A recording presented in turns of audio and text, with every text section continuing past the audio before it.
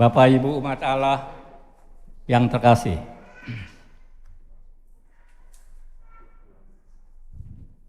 pada Minggu Kerahiman Ilahi ini, atau Pesta Kerahiman Ilahi, kita bersyukur atas kasih sayang Allah kepada kita anak-anaknya. Allah tidak ingin menghakimi, apalagi menghukum. Allah mau mengampuni dan mau menyelamatkan, mau menebus kita semua. Pertanyaannya, apakah kita mau percaya pada kerahiman ilahi dan kemurahan hati Allah Bapa kita? Pada minggu pertama sesudah Hari Raya Paskah, umat Katolik di seluruh dunia merayakan Pesta Kerahiman Ilahi. Pesta ini sebenarnya langsung berasal dari permohonan Yesus sendiri yang disampaikan kepada Santa Faustina di Biara, di Polandia.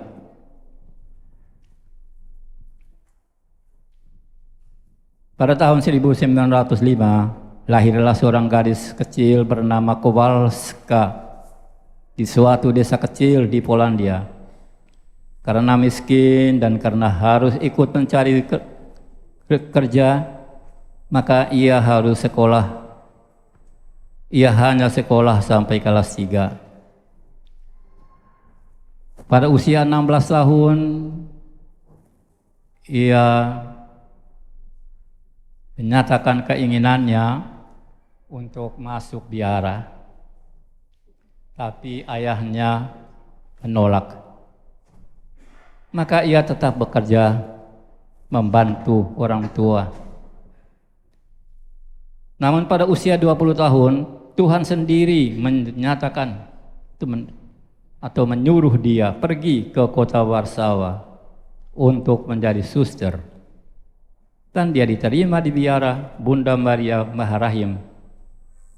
Waktu ia terima jubah, ia mendapat nama Faustina.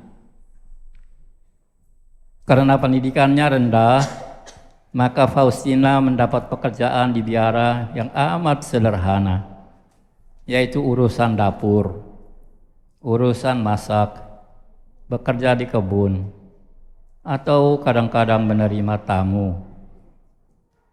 Semua pekerjaan sederhana ini dilakukannya dengan semangat rendah hati. Dia sungguh sangat sederhana. Dan pada tahun 1931, pada usia 26 tahun, Faustina mulai mendapat anugerah istimewa. Melihat malaikat pelindung, melihat malaikat agung Mikael, malahan melihat Yesus sendiri yang sering menampakkan diri kepadanya. Kalau Faustina berdoa di hadapan sakramen Maha Kudus, Yesus sering berbicara dengan Faustina. Maka cerita tentang kerahiman ilahi yang tidak dikenal atau dirindukan umat, Yesus minta supaya penampakannya dilukiskan, digambar. Berkali-kali seorang pelukis mencoba melukis apa yang disampaikan Faustina kepadanya. Akhirnya lahirlah gambar kerahiman Yesus seperti yang sekarang kita lihat dan kita arak pada permulaan misa tadi. Yesus sedang memberkati umatnya. Yesus yang dalamnya terluka dan ada 2 saluran air, saluran keluar dari dalamnya, dari dadanya. Yang satu merah adalah darahnya sendiri, minuman bagi jiwa-jiwa manusia. Sedangkan yang satunya putih, air yang menghidupkan jiwa manusia. Setiap orang yang berdoa memandang gambar ini dan berkata, Yesus, Engkaulah andalanku, orang itu akan mengalami kerahiman atau pengampunan dari Tuhan.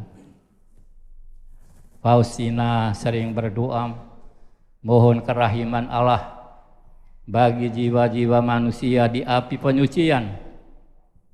Faustina sering diganggu oleh setan. Setan tidak senang kalau jiwa-jiwa manusia ditolong oleh kerahiman Allah. Setan mengusahakan manusia supaya manusia celaka, supaya manusia tidak peduli, cuek akan kerahiman Allah yang ditawarkan oleh Faustina. Faustina sering menderita sakit luar biasa pada saat dia merendahkan diri di hadapan sakramen Maha Kudus, merebahkan diri di hadapan sakramen Maha Kudus. Berjam-jam, dikatakan bahwa dari pukul 8 sampai 11 malam dia menderita, merebahkan diri di hadapan sakramen Maha Kudus. Dan dia diminta berdoa rosario yang disebut dalam bahasa Polandia koronka, artinya mahkota kecil. Yesus juga minta supaya pada pukul 3 sore diistimewakan, karena itulah saat dia wafat. Suatu rahmat penebusan, saat rahmat penebusan diarahkan kepada dunia. Karena Faustina menderita penyakit TBC paru-paru, maka pada usia yang masih sangat muda, 33 tahun, sama seperti usia Yesus sendiri, dia dipanggil Allah.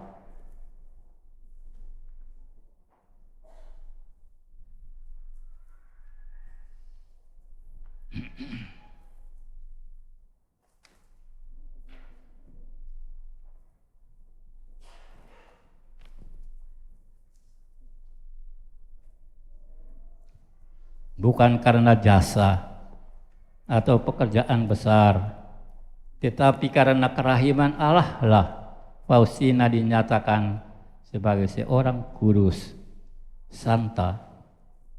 Berkat pesta kerahiman ilahi, umat yang percaya akan Allah yang Maha Rahim, bila dapat memperoleh indulgensi, anugerah istimewa, yaitu penglepasan, penghapusan segala hukuman akibat dosanya. Kita perlu mengaku dosa, mengikuti misa, menyambut komuni, dan menghormati Yesus itu dengan berkata, Yesus, Engkau andalanku. Damai sejahtera akan menanti memenuhi hati kita. Mari kita seperti Faustina, mendekatkan diri dan berdoa kepada Allah yang Maha Rahim. Percaya kepada kerahiman ilahi, berarti kita pun mau rahim, mau penuh belas kasih pada orang lain, artinya mau mengampuni sesama, mau berbuat baik kepada mereka, mau mendoakan mereka.